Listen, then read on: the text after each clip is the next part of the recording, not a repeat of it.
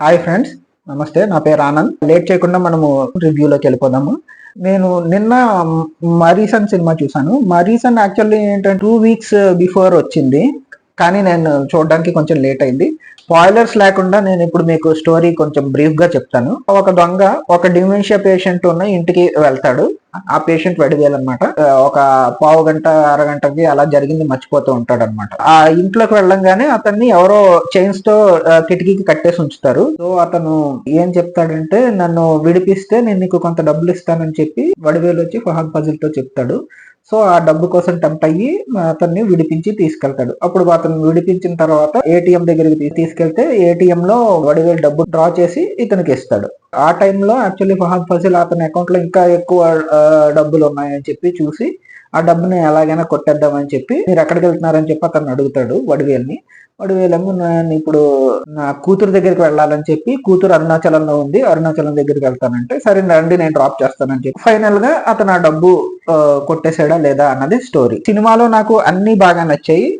Fahadh Fazil acting కానీ, వడివేలు గారి acting కానీ, లిమిటెడ్ క్యారెక్టర్స్ ఉన్నప్పటికీ కూడా సినిమాలో అన్ని బాగున్నాయి. సెకండ్ హాఫ్ కొంచెం లెంగ్తీ ఉంటుంది. అంటే ఏంటంటే ఫ్లాష్ బ్యాక్ అనేది ఆ సినిమాలో కొంచెం ఓవర్ డోస్ అయినట్టు అనిపించింది. అది లేకపోయినా కానీ సినిమా వర్కౌట్ అవుతుంది. అంటే ఇప్పుడు మనం స్టార్టింగ్ నుంచి చూసేటప్పటికి జనరల్ గా ఆడియన్స్ మైండ్ సెట్ ఏంటంటే ఒక ఫ్లో లో వెళ్తూ ఉంటారు, కానీ మధ్యలో వచ్చేటప్పటికి ఆ ఫ్లో బ్రేక్ చేసి మనకి ఫ్లాష్ బ్యాక్ రివీల్ చేస్తున్నట్టు ఉంటుంది. సో దాని వల్ల కొద్దిగా డిస్కనెక్ట్ అయ్యే ఛాన్స్ ఉంది, but that doesn't matter. Cinema climax వరకు మొత్తం గ్రిప్పింగ్ గా ఉంటుంది. కాకపోతే ఏంటంటే క్లైమాక్స్ కి వచ్చేసరికి టూ మచ్ ఆఫ్ ట్విస్ట్స్ అయిపోతాయి అనమాట. ఇంకా ఎన్ని ట్విస్టులు ఉన్నారా బాబు అనిపించేటట్టు ఉంటుంది ఒక పాయింట్ దగ్గరికి వచ్చేటప్పటికి. అంటే ఆ ట్విస్టులు లేకపోయినా కానీ సినిమా స్టోరీ పరంగా బానే ఉంది, చాలా నచ్చింది. స్టోరీ స్టార్టింగ్ నుంచి ఎండింగ్ వరకు ఒక మంచి ఎమోషనల్ ఫీల్ తో నడుస్తూ ఉంటుంది. సినిమాలో మ్యూజిక్ గురించి మాట్లాడాలంటే, ఫహద్ ఫజిల్ ఇంకా వీళ్ళందరూ కలిపి ఒక రాత్రి ఒక హోటల్లో స్టే చేస్తారు. అక్కడ ఒక మంచి పాట వస్తుంది.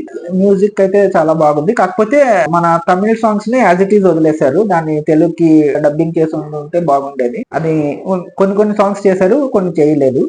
మేబీ అది మేకర్స్ ఆ విషయంలో ఇంకొంచెం కేర్ తీసుకుని ఉంటే బాగుండేది. అండ్ ఇంకొకటి ఏంటంటే, ఇది ఓన్లీ థియేట్రికల్ రిలీజ్ కూడా చేస్తుంటే బాగుంటుందని నాకు అనిపించింది.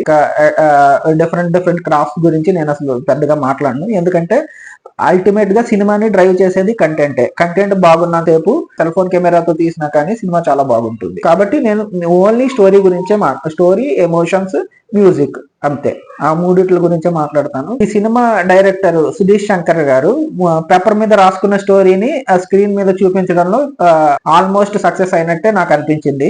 బేసికలీ నా మెయిన్ కంప్లైంట్ ఏంటంటే, ఈ సినిమాలో ఇలాంటి సినిమాలు మన తెలుగులో ఎందుకు రావట్లేదు, అదే నా మెయిన్ కన్సర్న్ అండ్ కంప్లైంట్, ఏమైనా అనుకోవచ్చు.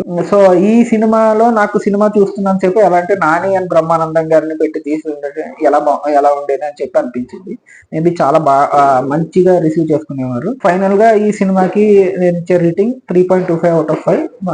డెఫినెట్ గా చూడండి, అందరూ చూడండి, మీకు తెలిసిన వాళ్ళకి కూడా చెప్పండి. బాగుంటుంది, చాలా ఒక మంచి డిఫరెంట్ కాన్సెప్ట్ తో ఉన్న. అండ్ ఇంకొకటి ఏంటంటే, ఈ సినిమా ప్రొడ్యూస్ చేసింది ఆర్బి చౌదరి గారు. ఇది ఆయన 98th ఫిలిం అంట. సో ఇది వరకు గతంలో మనకి ఆర్బి చౌదరి గారు ఫీల్ గుడ్ మూవీస్ తీశారు, రాజా కానీ, ఇంకొకటి మన వేణు గారితోటి చెప్పవే చిలువాలి, ఇలాంటి సినిమాలన్నీ కూడా వాళ్ళే తీశారు. కంటెంట్ డ్రివెన్, ఎమోషనల్ డ్రివెన్ స్టోరీతో వచ్చారు, చాలా బాగుంది. అందరూ డెఫినెట్ గా చూడండి. Thank you. ఒక విషయం చెప్పడం మర్చిపోయాను. ఫస్ట్ ఆఫ్ ఆల్, నేను నెక్స్ట్ టైం నుంచి వీడియో తీసిన ప్రతిసారి సబ్స్క్రైబర్ కౌంట్ పెరిగితే ఎంతమంది సబ్స్క్రైబర్స్ ఉన్నారో వాళ్ళ పేర్లు పేర్లు కాదు, నంబర్ చెప్తాను. సో మన 10 మంది సబ్స్క్రైబర్స్ కి హాయ్, థ్యాంక్ యూ, బాయ్.